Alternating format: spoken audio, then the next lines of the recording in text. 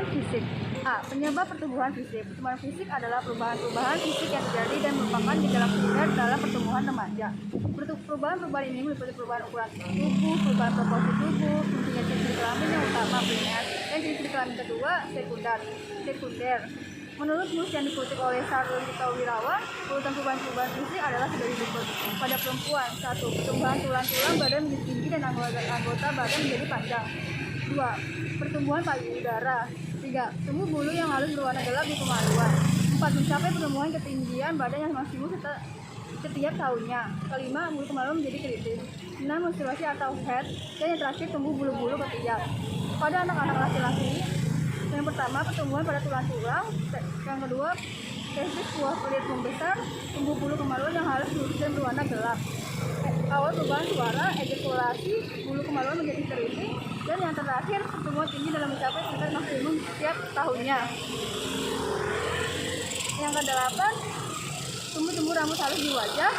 9. Tumbuh bulu ketiak. Akhir perubahan suara, rambut di wajah sama tebal dan gelap, dan yang terakhir tumbuh bulu di dada. Penyebab perubahan pada masa remaja adalah karena ada dua kelenjar yang menjadi aktif bekerja dalam sistem endorin. Kelenjar pituitari yang terletak di dasar otak mengeluarkan dua macam hormon yang diduga erat hubungannya dengan perubahan pada masa remaja.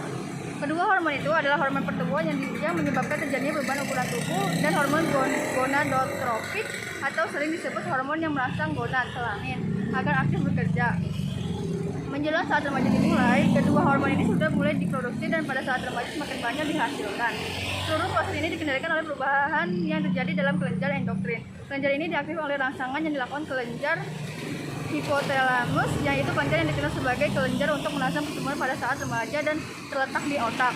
Remaja, seluruh tubuh mengalami perubahan baik bagian luar maupun di bagian dalam tubuh, baik masuk ke tubuh maupun fungsinya. Pada kenyataan, hampir semua bagian tubuh perubahannya mengikuti irama yang tetap, sehingga waktu kejadian dapat diperkirakan sebelumnya. Perubahan tersebut tampak jelas sekali pada bagian pertama masa remaja. Perubahan-perubahan fisik penting yang terjadi pada masa remaja adalah: yang pertama, perubahan ukuran tubuh.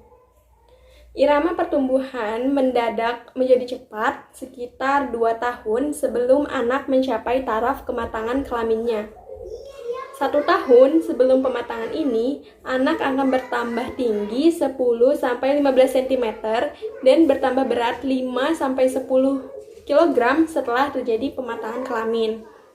Pertumbuhan tubuh selanjutnya masih terus terjadi, namun dalam tempo yang sedikit lamban. Nah, selama 4 tahun pertumbuhan tinggi badan anak akan bertambah 25% dan berat tubuhnya hampir mencapai 2 kali lipat. Anak laki-laki tumbuh lebih cepat dari anak perempuan. Pertumbuhan anak laki-laki akan mencapai bentuk tubuh dewasa pada usia 19-20 tahun, sedangkan bagi anak perempuan pada usia 18 tahun. 2. Perubahan proporsi tubuh. Ciri tubuh pada masa remaja tidak sama untuk seluruh tubuh.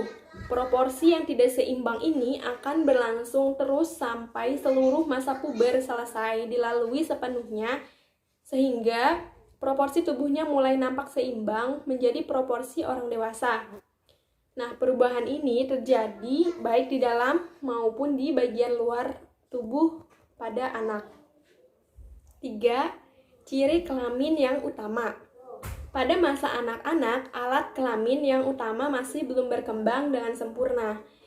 Ketika memasuki masa remaja, alat kelamin mulai berfungsi pada saat ia berumur 14 tahun, yaitu pada saat pertama kali mengalami mimpi basah, sedangkan pada anak perempuan, indung telurnya mulai berfungsi pada usia 13 tahun, yaitu pada saat pertama kali mengalami menstruasi. Bagian lain, alat perkembangbiakan pada anak perempuan saat ini masih belum berkembang dengan sempurna. Nah, sehingga belum mampu untuk mengandung anak dan beberapa bulan atau setahun lebih. Masa interval ini disebut masa steril masa remaja. 4. Ciri kelamin kedua. Ciri kelamin kedua pada anak perempuan adalah membesarnya buah dada dan mencuatnya puting susu, pinggul melebar, selebar bahu, dan tumbuh rambut di sekitar alat kelamin. tumbuh rambut di ketiak, dan suara bertambah nyaring. Sedangkan ciri kelamin pada anak laki-laki adalah tumbuh kumis dan jenggot, otot-otot mulai nampak, bahu melebar, lebih besar dari pinggul, nada suara membesar, tumbuhnya jakun, tumbuh bulu ketiak, bulu dada, dan bulu di sekitar alat kelamin, serta perubahan jaringan kulit menjadi lebih kasar dan pori-pori membesar.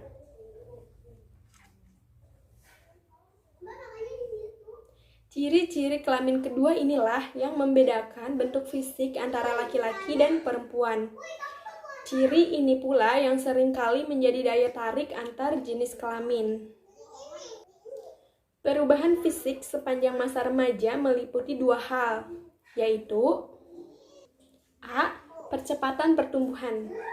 Bagi remaja laki-laki, permulaan percepatan pertumbuhan berkisar antara 10,5 dan 16 tahun.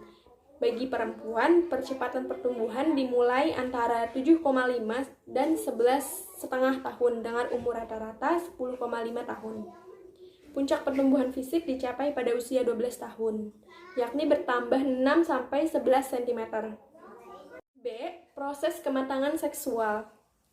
Meskipun kematangan seksual berlangsung dalam batas-batas tertentu dan urutan tertentu dalam perkembangan, ciri-ciri kelamin sekundernya, namun kematangan seksual anak-anak remaja berjalan secara individual, sehingga hanya mungkin untuk memberikan ukuran rata-rata dan penyebarannya saja. Ada 3 kriteria yang membedakan anak laki-laki dengan anak perempuan, yaitu dalam hal yang pertama, kriteria kematangan seksual.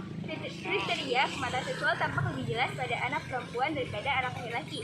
Menarche atau menstruasi pertama dipakai sebagai tanda permulaan menstruasi. Sesudah itu, masih dibutuhkan 1-1,5 tahun lagi sebelum anak wanita dapat betul-betul matang untuk berproduksi. Menarche merupakan ukuran yang baik karena hal itu menentukan salah satu ciri kematangan seksual yang pokok, yaitu disposisi untuk konsepsi hamil. Dan yang kedua yaitu permulaan kematangan seksual. Permulaan kematangan seksual pada anak perempuan kira-kira 2 tahun lebih cepat mulainya daripada anak laki-laki. Menarche merupakan tanda permulaan kematangan seksual dan terjadi sekitar usia 13 tahun sampai 16,5 tahun. Jadi kira-kira 1 tahun sudah dilaluinya puncak percepatan pertumbuhan. Yang ketiga yaitu urutan gejala-gejala kematangan seksual. Pada anak perempuan, kematangan dimulai dengan suatu tanda kelamin sekunder dengan tubuhnya buah dada yang tampak dan bagian yang sedikit mencuat. Hal ini terjadi pada usia antara 8 sampai 13 tahun. Pada anak laki-laki, kematangan seksual dimulai antara umur 9,5 tahun sampai 13,5 tahun dan berakhir antara 13,5 tahun sampai 17 tahun. Pada usia kurang lebih 15 sampai 16 tahun pada anak laki-laki maupun perempuan, pangkal tenggorokannya jakun mulai membesar yang menyebabkan pita suara menjadi lebih panjang. Anak laki mengalami hal ini lebih banyak. Anak perempuan mendapat suara yang lebih tinggi dan nyaring. Sedangkan suara anak laki berubah menjadi agak berat karena pertumbuhan anatomi yang cepat mendahului penyesuaian urat sarafnya. Urat sarafnya belum dapat cocok, maka timbullah keadaan yang khas pada anak laki. Terdengarlah suara yang tinggi di antara suara yang lebih berat. Yang selanjutnya B. Kondisi-kondisi lain yang mempengaruhi pertumbuhan fisik anak. Di antara lain yang pertama ada pengaruh dari keluarga. Pengaruh faktor keluarga ini meliputi faktor keturunan maupun faktor lingkungan. Karena faktor keturunan, seseorang anak juga dapat memiliki tinggi dan panjang daripada anak lainnya, sehingga ia lebih berat tubuhnya. Jika ayah dan ibu atau kakeknya tinggi dan panjang, faktor lingkungan akan membantu menentukan tercapai tidaknya perwujudan potensi keturunan yang dibawa anak tersebut. Pada setiap usia, lingkungan lebih banyak pengaruhnya terhadap berat tubuh daripada terhadap tinggi tubuh. Yang kedua ada pengaruh gizi. Anak-anak yang memperoleh gizi yang cukup biasanya akan lebih tinggi daripada anak-anak seumurannya. Dan ketika dia mencapai remaja, dia juga akan terlihat lebih dewasa daripada teman-temannya. Lingkungan juga dapat memberikan pengaruh pada remaja sedemikian rupa. Yang ketiga ada gangguan emosional. Anak yang terlalu sering mengalami gangguan emosional akan menyebabkan terbentuknya steroid adrenal. yang berlebihan dan ini akan membawa akibat pembentukan hormon pertumbuhan di kelenjar pituitari. Bila terjadi hal demikian, pertumbuhan awal remajanya terhambat dan tidak tercapai berat tubuh yang seharusnya. Yang keempat, jenis kelamin. Anak laki-laki cenderung lebih tinggi daripada anak perempuan, kecuali pada usia 12 dan 15 tahun. Anak perempuan biasanya akan sedikit lebih tinggi daripada anak laki-laki.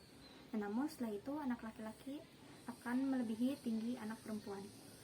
Anak-anak yang berasal dari keluarga dengan status ekonomi rendah cenderung lebih kecil daripada anak-anak dari keluarga yang status ekonominya tinggi. Yang kelima, kesehatan anak-anak.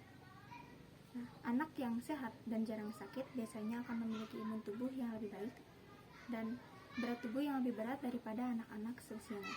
Yang keenam, pengaruh bentuk tubuh. Bangun atau bentuk tubuh, apakah mesomorf atau ektomorf atau endomorf, akan mempengaruhi besar kecilnya bentuk tubuh. Misalnya, anak yang bangun tubuhnya mesomorf akan lebih besar daripada yang endomorf atau anak yang ekomorf, karena mereka lebih gemuk dan berat. Perubahan psikologis muncul antara lain sebagai akibat dari perubahan fisik. Perubahan psikologis muncul antara lain sebagai akibat dari perubahan-perubahan fisik. Di antara perubahan-perubahan fisik itu, yang terbesar pengaruhnya pada perkembangan jiwa remaja adalah pertumbuhan tubuh. Badan menjadi makin panjang dan tinggi, mulai berfungsinya alat-alat reproduksi, haid pada wanita dan mimpi pertama pada laki-laki. Dan tanda-tanda kelamin kedua yang tumbuh. Perubahan-perubahan fisik itu menyebabkan keguncangan bagi remaja, karena ia harus menyesuaikan diri dengan perubahan-perubahan yang terjadi pada dirinya sendiri. Pertumbuhan badan yang mencolok misalnya, atau pembesaran payudara yang cepat membuat remaja merasa tersisih dari teman-temannya. Demikian pula dalam menghadapi haid dan mimpi yang pertama. Anak-anak remaja itu perlu mengadakan penyesuaian tingkah laku yang tidak ada dukungan dari orang tua. Perubahan fisik hampir selalu dibarengi dengan perubahan perilaku dan sikap. Keadaan ini seringkali menjadi sedikit parah karena sikap orang-orang di sekelilingnya dan sikapnya sendiri dalam menghadapi perubahan fisik itu. Dalam masa remaja, perubahan yang terjadi sangat mencolok dan jelas sehingga dapat mengganggu keseimbangan yang sebelumnya terbentuk. Perilaku mereka mendadak menjadi sulit diduga dan seringkali cenderung melawan norma sosial yang berlaku. Oleh karena itu, masa ini seringkali dinamakan sebagai masa negatif. Pada saat irama pertumbuhan sudah sedikit lambat dan perubahan tubuhnya telah sempurna, maka akan menjadi keseimbangan kembali. Meskipun pengaruh pubertas terhadap anak-anak remaja berbeda-beda, cara mereka melampiaskan gangguan ketidakseimbangan tampaknya sama. Beberapa bentuk pelampiasan yang mudah dilihat adalah mudah tersinggung, tidak dapat diikuti jalan pemikirannya atau perasaannya, ada kecenderungan menarik diri dari keluarga ataupun teman, lebih senang menyendiri, menentang kewenangan orang tua dan guru, sangat mendambakan kemandirian, sangat kritis terhadap orang lain, tidak suka melakukan tugas di rumah ataupun di sekolah, dan sangat tampak bahwa dirinya tidak bahagia. Karena memang sedang terjadi perubahan beberapa kelenjar pertumbuhan yang menyebabkan terjadinya perubahan dalam bentuk dan ukuran tubuhnya.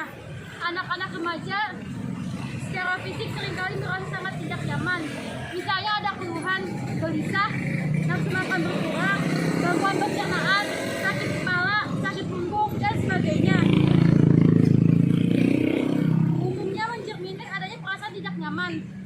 Gangguan ini lebih banyak menghinggapi anak perempuan daripada laki-laki. Bahkan beberapa anak laki-laki kurang sekali merasakan hal-hal yang disebutkan di atas. Semua gangguan itu tampaknya tidak mendorong anak remaja berperilaku sesuai dengan harapan masyarakat. Pada saat ini, hanya sedikit remaja yang mengalami kurang darah. Yang lebih menonjol adalah kekurangan nafsu makan. Tetapi ini tidak mempengaruhi keadaan kimia darahnya. Apabila sampai pada kekurangan darah, maka anak akan mengalami gangguan karena adanya ketegangan emosional. Anak remaja tampaknya selalu memperhatikan keadaan tubuhnya yang sedang mengalami proses pertumbuhan. Tanggapan atas perubahan dirinya itu dapat digolongkan menjadi dua. Mereka yang terlalu memperhatikan norma tidak dirinya dan mereka yang terlalu memikirkan tepat tidaknya kehidupan kambingnya. Apabila mereka memperhatikan teman sebayanya, kemudian ternyata dirinya berbeda dengan mereka, maka akan segera muncul pikirannya tentang normal tidak dirinya. Anak-anak yang tergolong cepat dan lebih awal tumbuh sering merasa khawatir bahwa pada masa dewasa nanti tubuhnya akan terlalu tinggi. Sedangkan anak yang tumbuh pendek akan merasa khawatir sampai dewasa pertumbuhan dan kehidupan kelaminnya tidak akan berkembang normal. Remaja yang banyak perhatiannya terhadap kelompok, perilaku remaja itu akan banyak dipengaruhi oleh perilaku kelompoknya. Kelompok remaja dapat dibentuk di dalam sekolah, seperti pada kelompok olahraga, kelompok seni, kelompok belajar, dan semacamnya. Begitu pula, kelompok remaja dapat dibantu di luar sekolah, seperti kelompok olahraga, kelompok kesenian. Ini kegiatan kelompok seringkali ditentukan oleh kelompok itu sendiri, sehingga di samping banyak kegiatan yang bernilai positif, ada juga yang bernilai negatif. Kegiatan bernilai positif seperti olahraga, pramuka, dan seni, karena dapat memupuk pertumbuhan fisik remaja. Sedangkan kegiatan yang bernilai negatif seperti ngebut-ngebutan di jalan, bergadang di malam hari, minum-minuman keras, dan lain-lain akan mengganggu keselamatan dan kesehatan remaja. Dengan demikian, pengembangan program kelompok remaja ke arah kegiatan yang bernilai positif oleh para tokoh masyarakat dan sekolah untuk membantu para remaja dalam pertumbuhan fisik mereka. Pengembangan kegiatan pramuka, penyelenggaraan senam kesegaran jasmani, dan pembiasan hidup bersih perlu diprogramkan sebagai kegiatan ekstrakurikuler di sekolah secara baik. Pembentukan kelompok belajar atas bimbingan guru merupakan kegiatan yang dapat membentuk remaja untuk belajar teratur dan bertanggung jawab